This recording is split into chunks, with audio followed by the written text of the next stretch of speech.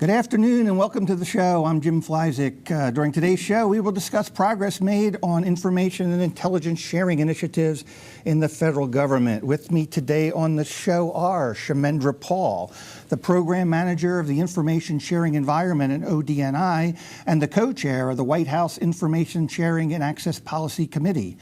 Roland, Fabia, the Chief Corporate Engagement at the Office of the CIO Defense Intelligence Agency. Bob Dix, the Vice President, Government Affairs and Critical Infrastructure at Juniper Networks. Mark Seward, the Senior Director, Public Sector at Splunk Incorporated, and Matt Keller, the Vice President of Federal Services at GuidePoint Security. We're talking information intelligence sharing. Let's start off with Kshemendra Paul over ODNI. Kshemendra, you're sort of like right in the middle of this stuff. I think when we think of information intelligence sharing these days, your name comes to mind right out of the box. So tell us where you see some progress being made in your respective area. Where do you think progress is showing up in this programs? That's great. Thanks, Jim. Good afternoon. Glad to be here. When I look across the different initiatives, agencies, partners, the thing that really comes to mind and jumps out is the National Network of Fusion Centers. Okay. The maturation over the last few years, and in particular how our nation's investment in the National Network of Fusion Centers is increasingly being leveraged across a variety of threats. For example, there's leadership from the National Network around human trafficking, countering human trafficking. There's a real problem in this country around a surge in heroin and trafficking and things like that, and that's also an area where the Fusion Center Network's getting involved in conjunction with the HIDAs. And then finally around cyber, building capacity, some interesting pilots that are gone on between the FBI, NCIJTF, and the states around investigatory referrals. Really exciting to build capacity on this key critical issue. So I think I'd highlight the National Network of Fusion Centers. I'd also highlight the continued maturation of suspicious activity reporting, where we've just gone through an evolution where we are institutionalizing and integrating SAR with the FBI and the DHS in terms of the next level of growth of suspicious activity reporting. So that's good to see too. Yeah, wow, it does sound great, and all good causes, all good reasons too. And I remember the early days there was some controversy around fusion centers and where they go, but here in the maturity level now is very refreshing. Roland, Fabia, how about over DIA? How are you seeing progress with information and intelligence sharing? Give some ideas. Yes. Well, I think for me that the foundation of information sharing really lies with the Intelligence Community Directive 501, which was established in 2009. And addresses a lot of the mandates in the Intelligence Reform and Terrorism Prevention Act of 2004, which strengthens the sharing, the integration, and the management of information, particularly the discovery and dissemination of information within the IC. So since that time, we have continued to build upon that. And so we've gone everything from joint duty assignments to a collaborative work environment to now building this and implementing the intelligence community intelligence transformation of eyesight. So we have, the progress has really not now, it's begun since the early decades. Good, terrific, sounds great. Interested in hearing more about that as we move on. Bob Dix over at Juniper. Bob, I guess knowing you and for quite some time, I know you've been in the middle of these issues sort of like from day one. But how are you seeing this, and where do you see progress in supporting these efforts that are going on around government? So first of all, thank you for inviting me today. Sure. It's an honor to be here and engage in this discussion, this important discussion, because it is so critical to our ability to meet our objectives in national economic security. There is a lot of good work that's going on both in government and the private sector. For this segment, I'll just focus on a couple of examples. Okay. So as you know, following the issuance of PDD 63, we created something in the private sector known as Information Sharing and Analysis Centers, called ISACs. That particular process across the critical infrastructure community has continued to mature. There are 16 ISACs now in various sectors, and a lot of good work going on both within industry and between industry and government, and that continues to mature. The second note I'll make, and we can talk about a little bit more during the session, is the creation of what is called the Joint Threat Intelligence Engagement Working Group. This is a notion to try and bring some coordination amongst government in the DHS, the FBI, DNI, State Department, Treasury, across the 16 critical infrastructure sectors, and dealing with how we achieve a better status of timely, reliable, and actionable situation awareness informed by that threat intelligence to make informed risk management decisions both in physical and cybersecurity. So I look forward to talking about that a little bit more. That's an effort that is continuing to mature, and we need a little more work there. Yeah, well, and situational awareness, it's, we talk all along, we're moving to a world where decision-making is approaching time equals zero in terms of the amount of time available, so things have to be done very, very quickly. Matthew Keller over at GuidePoint, tell us a little bit about how GuidePoint positions to support some of these information intelligence sharing initiatives. Yeah, so thank you, Jim, once again for inviting us here. This is a great forum for all of us to kind of sit down and talk about the subject at hand. When I think about progress in information sharing, it kind of refers back to this past December when Target had the big data breach. Right. And we had a national crisis kind of on hands with the credit cards being stolen and personal data being stolen. And the ability to pull that data on the incident that happened at Target and being able to share it with other retailers was just huge in the aspect of the retailer industry. Sure. And being able to get that data out to other retailers so they could also look at their information systems and seeing if they're being affected by the same types of threats.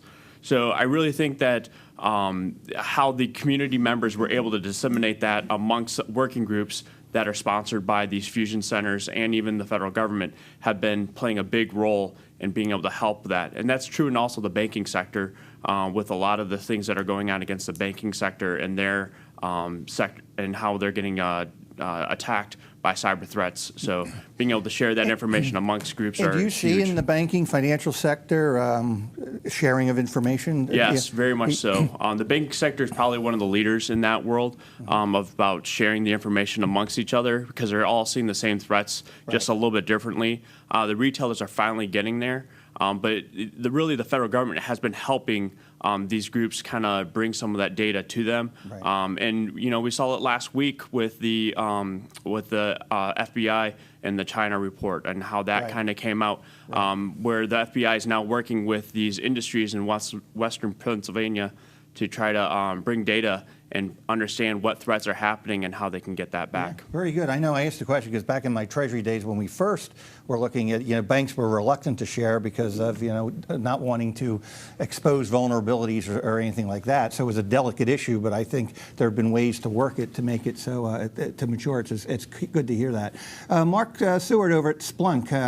I'll tell you what, I didn't know much about Splunk about 6 months ago, and everywhere I go I hear about Splunk. Everyone's telling me, have you heard, Splunk does this, that, and the other thing. So obviously you've got some good things going on there. How is Splunk supporting this area of information and intelligence sharing? Sure. A couple of different levels. Before I get into that, though, I just want to say how pleased I am to be here, first of all. And secondly, that I was also really pleased to see the draft Cybersecurity Information Sharing Act of 2014 come out of Congress. It's been circulating around to a number of businesses via the Chamber of Commerce. And the fact that there's going to be actually an attempt to pass a law that codifies information sharing is really heartening to me personally. But Splunk actually is working on a lot of information sharing with through the various sectors that we support with our product. We've got about 7,000 customers now, well represented across many different verticals. So we actually do focus on each of those individual verticals and getting those people together to share threat indicators, to share what they've found in large amounts of data that they've been able to mine. And some of that's been quite amazing. Just a lot of very subtle clues of threats to private data, intellectual property, that kind of thing, that can be mined from massive amounts of data and massive amounts of credentialed activity inside of your organization. Right. In my Splunk, to me, you're focused on the actual machine data, but in intelligence you can get out of the actual machine data. Yeah, you actually can find patterns. I mean, for example, the Target breach was a prime example of how when you have an ecosystem of partners or business partners where you're either trying to facilitate just-in-time manufacturing or partnerships working with one another with each business, that's a potential weak spot in your organization that you need to take a look at. Good. Yeah, we'll hear more about that as we go on. Roland, Fabia, how about what I'd like to do in the show now as we've done so many of them, is talk a little bit about a specific program, something that you believe is really making a difference. Could you, if I asked you to identify a specific program in this area that you think is really making a difference in improving or improving the security posture, what would you point to? Well, sure. Within DIA, and it was through a DIA initiative, they created a program called Analyst Space, or A-Space, and made DIA the executive agent for that. And Analyst Space, or A-Space, is a collaborative work environment using a common platform across the IC. Okay. So now you have analysts across the IC using social networking tools, discussion forums, events calendars, eChirp, which is our version of Twitter, and blogs. So really, this is the first time where, analysts in the past, we had to, pick up a secure phone and talk. Now you've got this community environment where analysts can do that. So last year, the DNI funded it more, and DIA expanded that to create from A-Space transform to I-Space, which is integration space. Okay. So now we brought in not only analysts, we brought in the collectors. In addition to the collectors, we brought in the national intelligence managers, or NIMs, from the DNI that manage that. So this is a great forum where, almost like a coffee house where analysts can come here, can talk freely, and this is information where they can share ideas and offer tips, and this is a great opportunity for not just the analysts now, but for the collectors and for others to support the policymakers. So that's, and we're taking that, and that will move also into our new iSight environment. Wow, cool. Yeah, that's back to my point of decision making in a time when, in an era where time is approaching zero. It gives you the ability, rather than worry about a secure phone, you can get information moving around very, very quickly. Kshemendra, how about a specific program that you're proud of that you think's really making a difference in helping move us to where we want to go with these programs? Yeah, that's great, Jim. I want to highlight project interoperability. What we've done with project interoperability is take what we think of as the greatest hits of the information sharing environment, a decade plus of experience, best practices, lessons learned around how to do responsible information sharing whole of government, and are distilling those into a series of reusable templates. So an example of that is an effort we have underway under our Standards Coordinating Council around operational threat and risk modeling. The idea here is that can you get a broad cross-domain view of threats and risks in a way where you can effectively use that model to share information, and sharing that information, be able to integrate it into threat domains, risk assessments, and things like that. We're doing this with a member of our Standards Coordinating Council, the Object Management Group, an international voluntary consensus standards organization. And today, we've put up a blog post on my blog, www.ise.gov, that points to this information.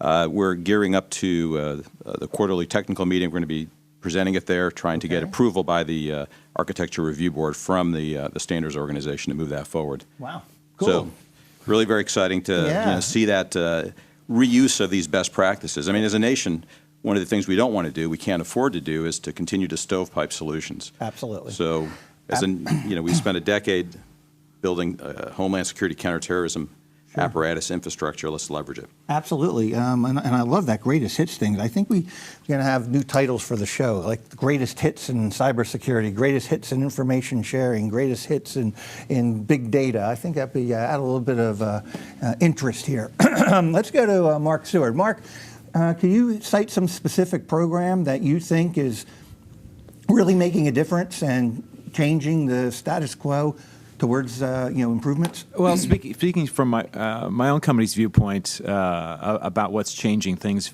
as far as changing viewpoints about information sharing in particular, it's actually the emergence of not only my product but other ones on the market that allow you to actually take any kind of data and bring it together so that you can actually run analytics or look for behaviors and outliers that are odd or strange inside of your organization. And that often requires context. So when I think about information sharing, I don't just think about threat intelligence sharing across agencies or inside of a company, as much as I think about information sharing between different silos inside of your organization, right, where you can't really understand what's going on from a security standpoint unless you have your brethren in IT operations and application management and all kinds of different data to bring together to really understand and provide context for what's really going on. So often I hear from from customers that say, you know, I used to get to the wrong root cause 90% of the time, and now I'm able to bring all this data together in a place that allows me to share it across my entire company. Right, so you don't have to go from one management control to the next, to the next, to the next, to the next, you know, have it integrated view of it. It breaks down those kind of silos that have existed for a long time. Sure. Bob Dix, what's a program you're proud of that you think's really doing something to make a difference? So that may be yet to be determined. Okay. I think that part of the challenge we have is all of these programs we're hearing about now are great and delivering value, but we don't have a coordinated approach that addresses this from a standpoint of moving from a culture of need to know to a culture of duty to share. That's part of the challenge, is that much of what's going on in the IC, as an example, that has access to threat intelligence is still in a classified setting. Right. And frankly, those incident responders and those security managers that are responsible for protecting assets care more about learning about tactics, techniques, and procedures as opposed to sources and methods.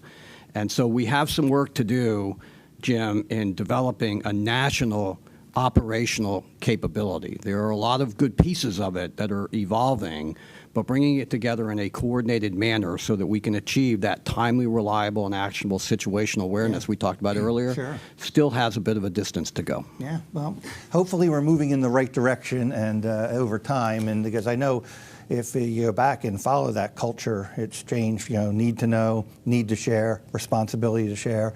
You know, hopefully the terms are leading the direction of the strategy. Matthew Keller, what's a specific program that you'd see from the GuidePoint that you think's making a difference in this space? Well, I think there's a couple programs that all the my colleagues here have touched on. One of the things I'd like to hone in on is the IC ITE initiative that's happening in the IC community. Okay. Is really driving a collaborative environment across the entire IC. And I know Bob just mentioned about trying to get that classified data to the incident responders that are out in the field and stuff like that. But I think that's starting to happen as you are able to take data and understand the data, like Mark referenced from Splunk, and how different teams are working amongst each other to be able to get that data. So once you have the holistic picture of all the data that's coming in, you're able to understand what is able to be shared out to the warfighter or the person in the field, while also on the backside you have the people being able to take the data and correlate it across and do the analysis and the intelligence across it so they can be able to distribute that in a timely fashion. And I think the ICDTE initiative is helping drive that program, and especially from a mobility standpoint and a ability to utilize the data in a more timely fashion environment. Yeah, good. Great points, guys. Great programs. We're going to switch and talk a little bit now about priorities going forward and what's sort of like on the front burner for all of you for the upcoming year, next year or so. But before we do that, we're going to take a short break. You're listening to the Federal Executive Forum on Federal News Radio, 1500 AM.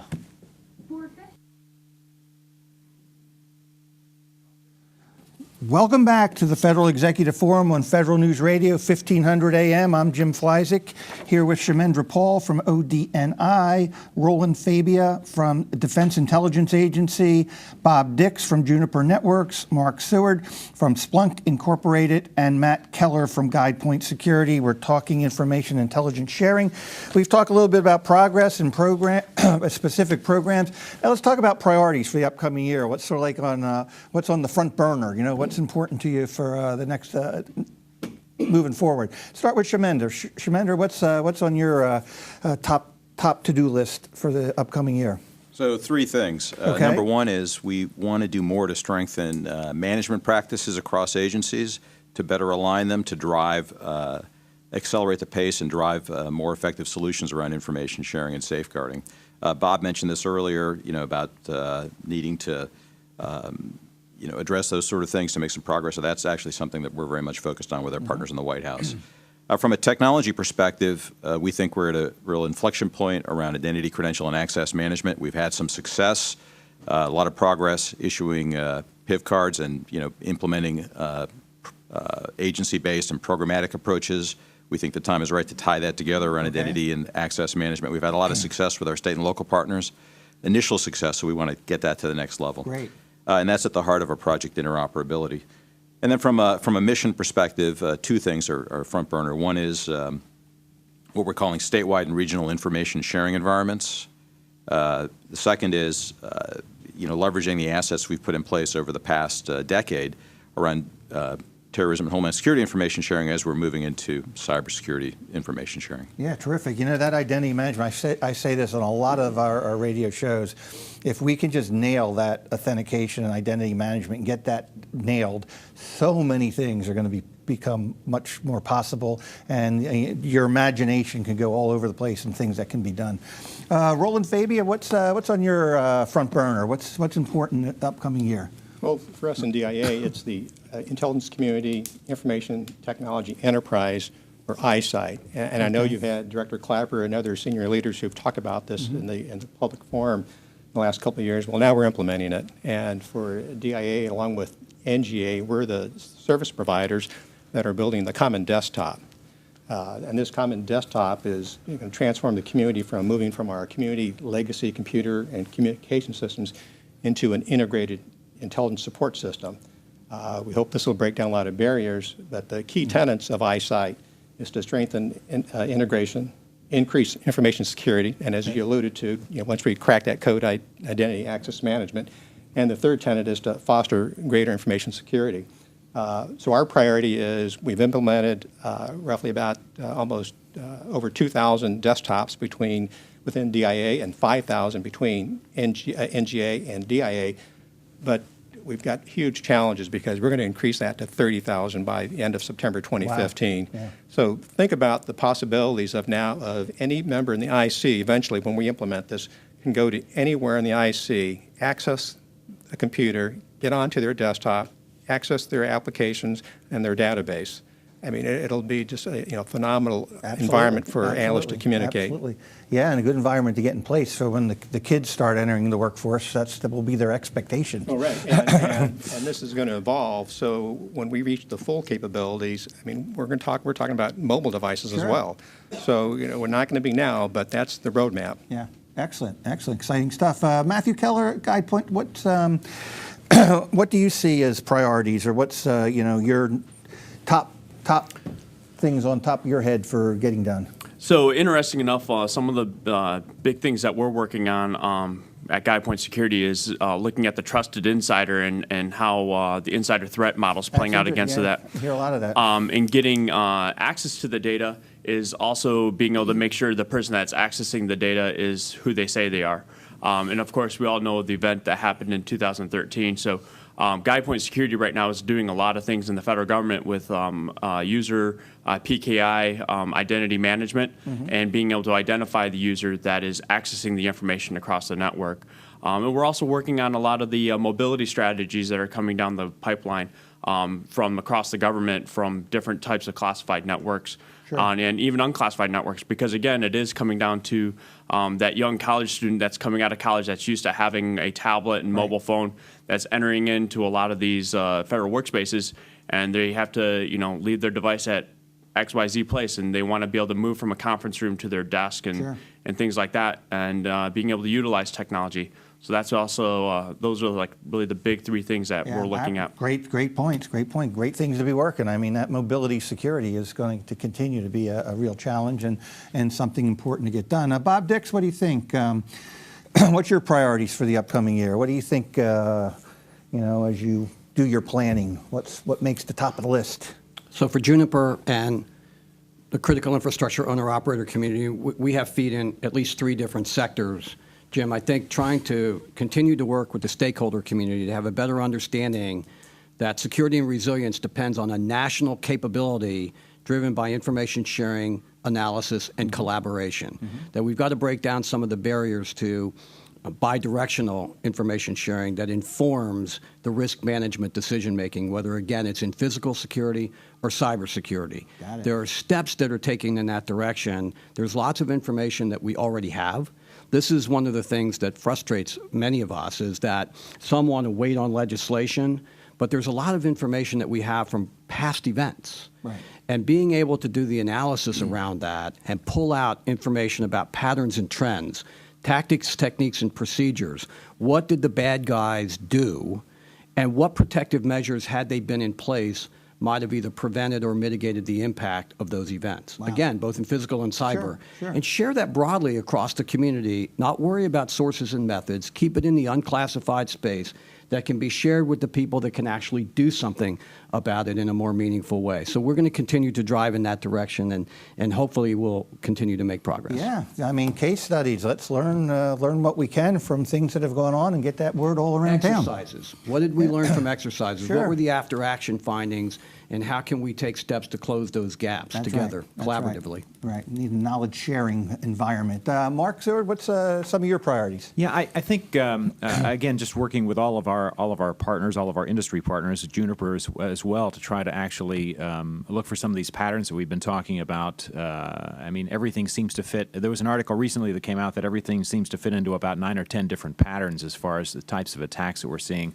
And then I think one of the things that we're looking to try to do is really leverage the university community, some of the research institutes at Carnegie Mellon, Georgia Tech Research Institute, those kinds of places where they're doing really cutting edge research. Georgia Tech in particular has a platform called Apiary, where it's a malware sandbox in the cloud. You basically ship your malware up there in a secure fashion, and they will give you a complete report, including all of the elements of that malware that are destructive, what IP addresses, what sources that all came from, and then allow you to information share in a secure fashion as well. It's fully vetted. And it's out there and available. So I think the federal government could do a little bit more around trying to leverage those kinds of sources for information sharing and for data on current threats. Yeah, good point. Kshemendra, you comment? Yeah, and I'm really glad Mark brought up the Georgia Tech solution, because it's the same group at Georgia Tech that's working on that has also been accelerating something called the NIF, National Identity Exchange Federation. Okay. And that's at the heart of a lot of what we're trying to do with federated identity, credential, and access management. So, again, a secure, standards-based approach for identity and access management to get to these sort of shared capabilities, right, is, things coming together. Yeah, absolutely. Clearly moving in the right direction. Roland, Fabia, how about DIA? Let's switch gears a little bit, and let's talk now about the hard things, the constraints, the things that you still feel like you need to, the hurdles you need to get over in order to get where you want to go. What are some of the challenges yet in front of you to get to where you want to go with these programs? Well, the first constraints obviously is the budget. Sure. We're downsizing, but also it's this transformation to eyesight, and similar to industry. Anytime you do a transformation in IT, there's a huge investment cost, but there will be efficiencies and cost investments in the out years. So it's meeting that challenge. The second, it's not necessarily a barrier, but that's adopting to our new environment. We're no longer going to be the DoD Intelligence Information System, or DODIS. We're going to make that transition to the eyesight environment. So it's important for vendors and industry to realize when they start competing on bids for us that they can't focus strictly on DIA. They need to focus on the enterprise as we move out in that direction. So a lot of challenges ahead of us. We in DIA are not only a service provider, as I told you, in eyesight, providing the desktop, but we're also going to become a consumer of some of those common services. Very good. Kshemendra, what are some of the tough things out there yet? The challenges, the hurdles you need to get over in order to get where you really want to go with some of these important programs?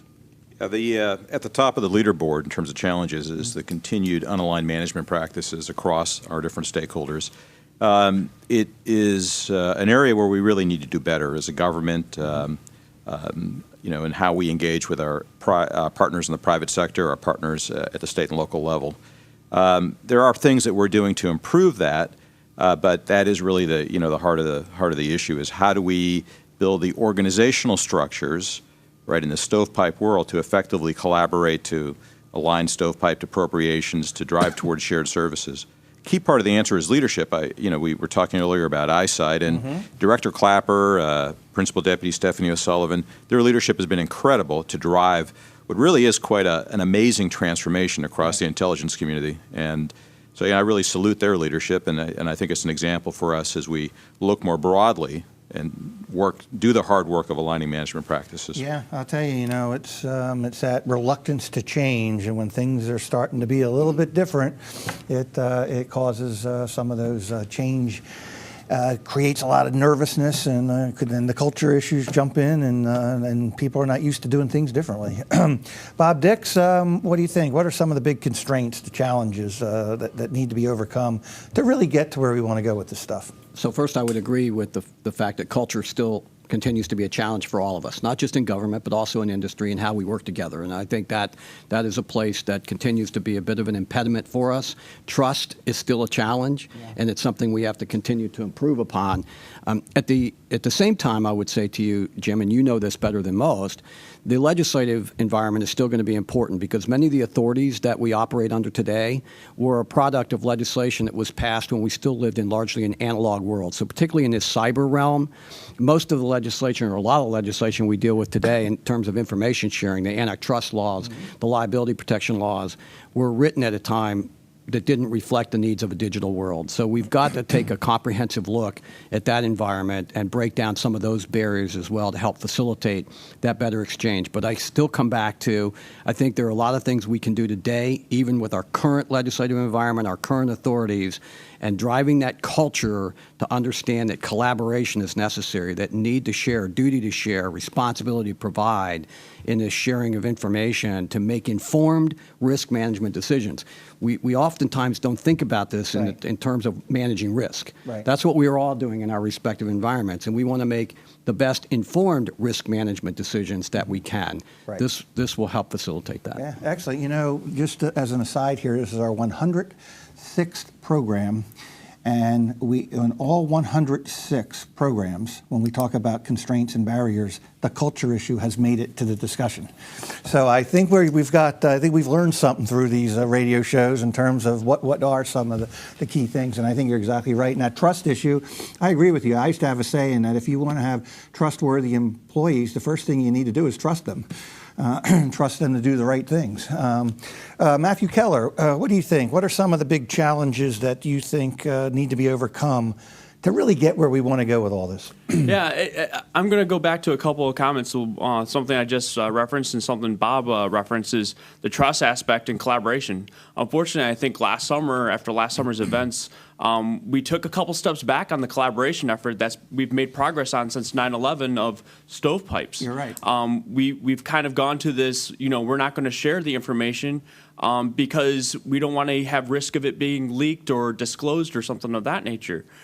So a lot of the things of creating or eliminating anonymous access across different networks, and I'm talking about any network from a corporate network to government networks, because everyone has proprietary information and everyone wants to keep that information. If I have the next super secret to Coke, or if I have, some information that I don't want disclosed on a program, everyone wants to keep that information hidden and private. So I think like you said, we have to trust our employees, but at the same time, being able to create a collaborative environment and being able to allow them to be able to do the work they want to do. Right. So a lot of the issues are these trusted insiders acting under their own authority. Right. And I think there was Director Clapper had a great comment at GeoInt about the difference between a whistleblower and what happened last summer. Sure. And it was a great comment, and I wholeheartedly believe that if you follow the process and the policies, you can be a whistleblower instead of having events that happened last summer. Yeah, a very good, excellent points there. And I think it was back a couple of things,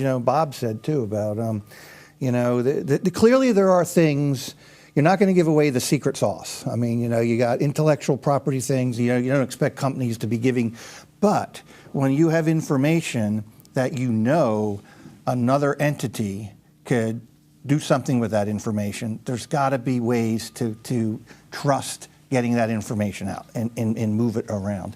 Mark, what do you think are some of the constraints you see and some of the challenges yet that are out there that we need to overcome to get where we want to go? Well, for the business community, it's liability, and that's one of the big issues with them being able to share or feel like they can share information that they have with the federal government and with other corporations is the issue of liability. And really, the federal government is really the only place they can look to resolve that. Right. So that's certainly one large area that needs to be addressed legislatively. And then the other thing that really around information sharing is we need to look past just our own verticals. For example, the power and energy sector, the financial services sector, they're two different verticals, two different industry verticals, but they need to share information with each other just as, say, if you're in the nuclear power plant business, for example, you need to be able to share information with water utility because you've got supply chain issues that may turn out to be threats from one to the other. So being able to information share not only within, and that's one of the flaws that's sort of inherent in the ISAC sort of world, is that the financial services industry looks at their business, the power and energy sector looks at theirs, when in reality there's a lot of linkages between these things. Kshemendra, you have a comment on that? I do. We're talking about the challenges of culture, Sure. organizational culture, and that's a perennial challenge. And I wanted to offer an observation where we've had success in our Homeland Security counterterrorism information sharing activities is really working with our state and local partners and helping them bring their voice to the table. And I really wanted to highlight the fact that that's actually caused culture change at the federal level. We've been able to advance on initiatives because we went outside and came back in. Things like the National Network of Fusion Centers, the local control, it's made a difference. And I think that's a model that will be leverageable as we're looking forward at cybersecurity threat risk type information and sharing is that looking for the change, if it's only on the federal side, isn't really, I think, the right paradigm. The right paradigm is that broader whole of government approach, whole of society approach. Right. Yeah, they're excellent points. I know when you're talking about maybe highly classified information, it'll start at the federal level. But when you're looking about unclassified and information sharing, things to do with threats, it's probably going to start at a local level and come the other direction. I mean, most events start local. So it's going to be somebody seeing something kind of thing, and so you're right. I think that bi-directional thing there becomes critical.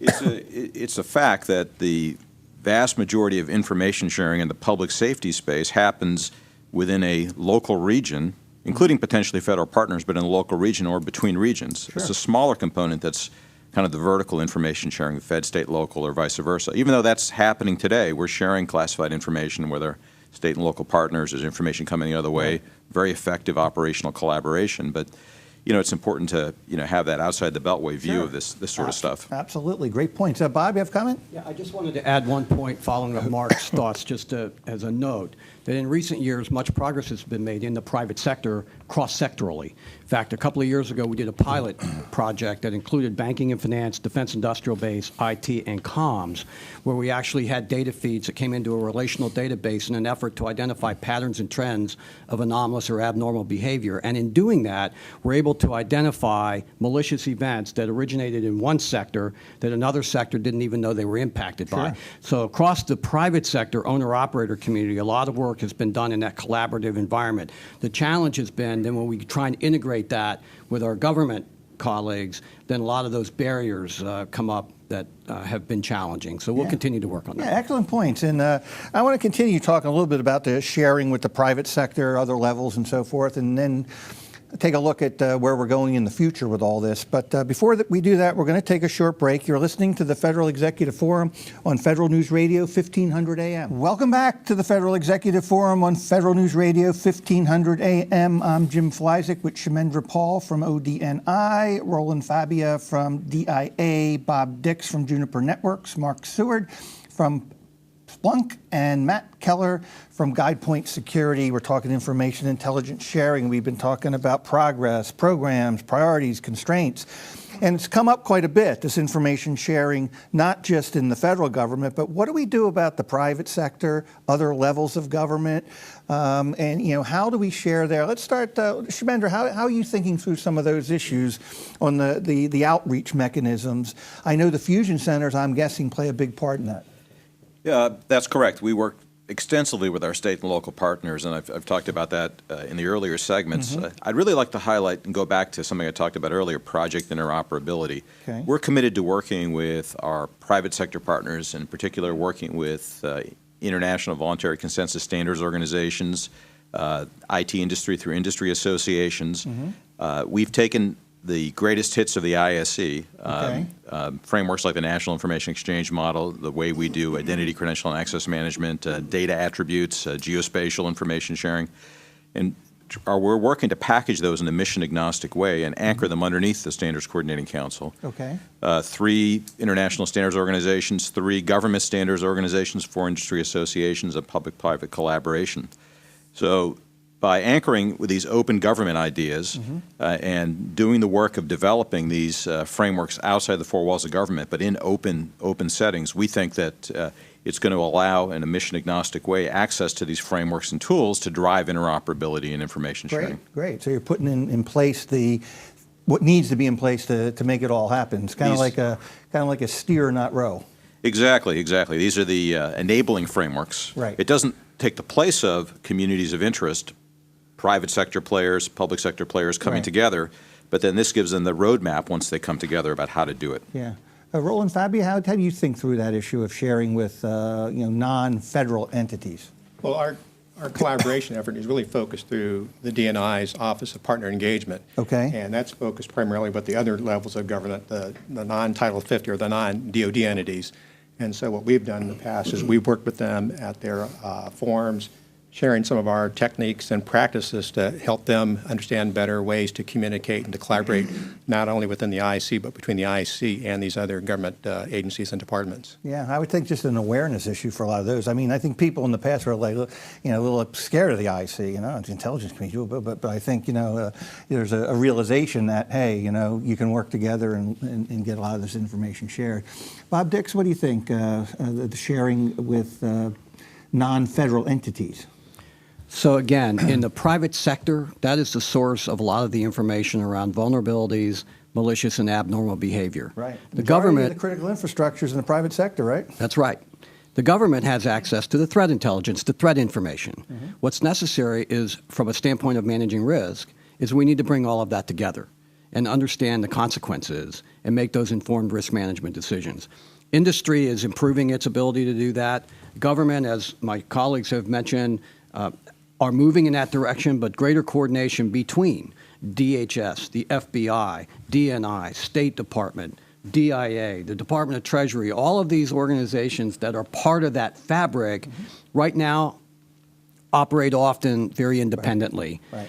Getting that collaboration, that interagency capability together, and then merging that into the capabilities that are represented by the owner-operator community in the critical infrastructure, now we start getting something. And in the cyber world, I think of it as something of a national weather service for cyber. Wow. If we bring this together, well, to be able to identify patterns and trends, issue alerts and warnings, recommended protective measures, and have that timely, reliable, and actionable situational awareness. If we can do it for hurricanes, we ought to be able to do it for cybersecurity, and that's a model that we can learn from and think about as we move in this collaborative direction. I love it. I love the analogies. Matt Keller, what do you see in terms of sharing with non-federal entities? Well, I think I agree with Bob here. I mean, there's a lot of things that we can utilize to share across the different communities. There's some programs out there. Some of them reference Styx and Taxi that are sponsored by MITRE to work with different groups and being able to share some of this data in a common format. But being able to also get this type of data out to the edge and to the the retailers and the banking sector and the energy sectors and all these different sectors is very important. And being able to stand up a working group that can, or it's a national hurricane service, weather service, and being able to distribute that data effectively is important. I mean, in getting the data to these different organizations, whether it be ma and pa or the big industries like a Juniper or a Splunk, they have to protect their own networks from their own proprietary information too. So it's all important. Absolutely. Mark Seward, I'm going to change the question for you. We're moving into our last 12 minutes of the show here, and we always like to end by talking about what's going to happen down the road. Where's all this going? These efforts going on now, what do we see the scenarios down the road? So what's the future vision? What's your crystal ball look like for the future with this information intelligence sharing? Well, my crystal ball is first of all that we remove any kind of barriers to the types of information that industry can contribute to an overall threat analysis piece that's perhaps operated by a joint industry and government partnership. That's really going to help bring together those two organizations, the government and private entities, in a way that's going to allow them to share threat and begin to trust one another.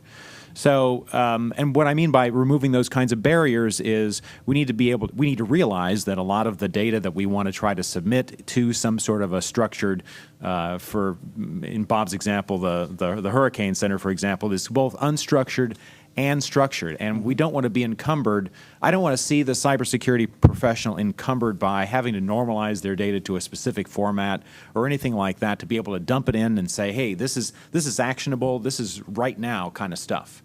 And I want to get this somewhere where it can be used by others. So I see a large platform that's fully vetted, that has liability protections for industry that allow for the kind of sharing that's really needed to be able to house a large amount of data and be able to extract actionable intelligence from it. Excellent. Very good points, Mark. Matt, what do you think? What's your future look like for you? So I think it comes down to data protection with the ability to share the data appropriately. I mean, we've all been talking about sharing data in collaboration environments, but it's also protecting that data and keeping the data private and being able to share that data with the partner or the person you want to share it with. And I think that's a key thing, whether you talk about industry or government or state and locals. It's all about getting the data across the board. If it's cyber threat data or terrorism threat data to a law enforcement group, it's all about sharing that data, but at the same time, making sure who you're sharing with it has the right access and the need to know to see that data. Mm-hmm. You don't want to just be publishing it on Google.com and being able to search across that data because that could lead to the adversary getting access to the data and being able to take corrective measures against it. And that's really a big initiative, is being able to have the protection of the data while also sharing it. Yeah, well said. Focus on the data, but remember the identity and the authentication as to who you're sharing that data with. Bob Dix, what's it look like down the road, Bob? So as it relates to information and intelligence sharing, redefine the culture from need to know to duty to share and responsibility to provide. Apply what we know as thoroughly as possible to inform vigilance, enhance preparedness, and enable timely decision-making on critical infrastructure security and resilience, both in government and in the private sector. Clearly define the focus of analysis for physical and cyber threats on how they manifest through tactics, techniques, and procedures, emphasizing observable indicators of concern, and continue to drive the collaboration across the stakeholder community, industry, government, state and local government, through all the capabilities that we have to create that national capability of information sharing, analysis, and collaboration to improve detection, prevention, mitigation, and response. Once we can get to that point, we will have something that will actually move the needle in a positive direction around national and economic security. Excellent, excellent. Well said. Roland, Fabia, what do you think? What's it look like to you down the road? Where are we going with all this? Well, for DIA, we're no longer an inside the Beltway agency. We have a presence at each of the combatant commands, and we are deployed globally. So as more and more of the eyesight capabilities are delivered, this environment will definitely give the analysts and the collectors the edge. And they'll be in a better position to deliver a decision advantage to our warfighters, our defense planners, and key policymakers. So when we, through IT, can create a better environment, at the end of the day, we provide the chairman of the Joint Chiefs, the Secretary of Defense, and even the President, a better way to reach that decision. You talked about, the decision-making process reduced. And it's intelligent support to that policymaker of helping them reduce the range of uncertainty when difficult decisions have to be made. Right. So you're putting in place the necessary tools, infrastructure, so that decision makers can focus on decision making and sharing that information. A comment you made and others made earlier about the younger generation, is that providing those tools for them. Right. That's us, right? Yeah. Kshemendra, what do you think? You're in the middle of all this stuff. Where's this all going in the long run? Where's this taking us down the road?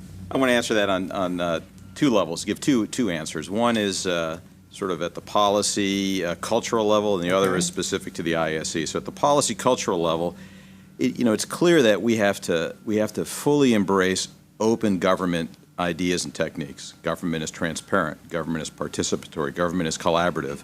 In the panel, we've talked about the fallout from the unauthorized disclosures last year. I go back a little bit further with the WikiLeaks activity. There's a real need to maintain legitimacy in our activities, right? We live and work in a democratic society. It's important to be transparent about what we're doing to the extent possible and feasible, right? So, that's a real, I think, lesson for us to embrace. I know that I've heard that from Director Clapper directly, repeatedly. The President's talked about that. Sure. The work we've done, the reason we've had success in the past is because of the transparency in building out the national network of fusion centers, things like suspicious activity reporting and the engagement with the advocacy community and the rest.